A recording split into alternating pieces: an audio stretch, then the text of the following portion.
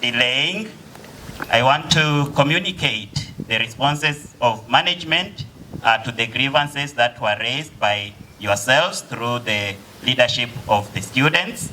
And after my responses, I will allow you an opportunity, of course, maybe if you have some rejoinders. And then after that, as the dean has stated, we shall give the council chairman to give his word of advice to us, as well as our regional TVET director, who is representing the principal secretary in our ministry in this region. Now, following the memorandum from the TTNP trainees through their leadership, the management responds as follows on the issues raised. It is imperative to note that most of the issues raised are capital intensive and will require huge financial resources in order to be fully addressed. However, the management is committed to addressing these challenges progressively and on a priority basis within the limited resources. We commend the trainees for being peaceful during their procession as they sought audience with management. So we received 27 grievances.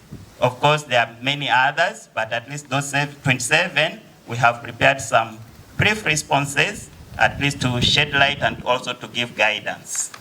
So there was issue number 1, lack of sufficient classrooms.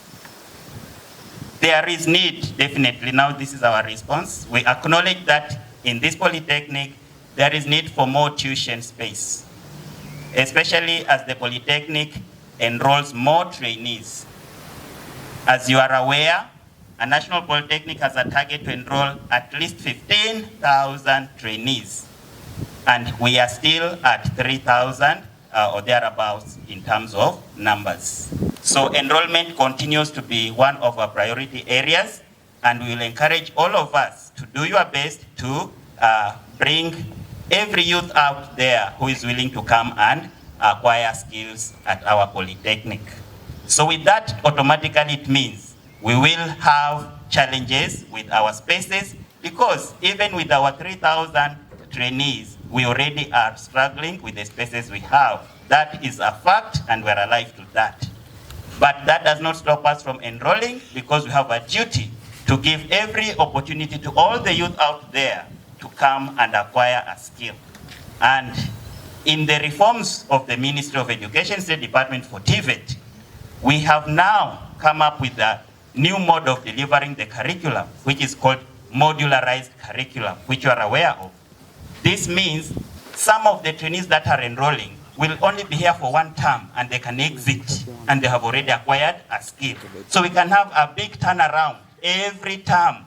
New ones come, others go, new ones come, others go. Some are just taking 1 module and they're done with it. The others who want to carry on, they will continue with their modules up to where they wish to reach. So enrolling new trainees will be our priority, and we know that it brings constraints to the classroom situation in this polytechnic. Now, we all know that in order to be able to have sufficient tuition spaces, we must erect a major tuition block in this polytechnic. So far, we already have the new block where gemology is located that is required.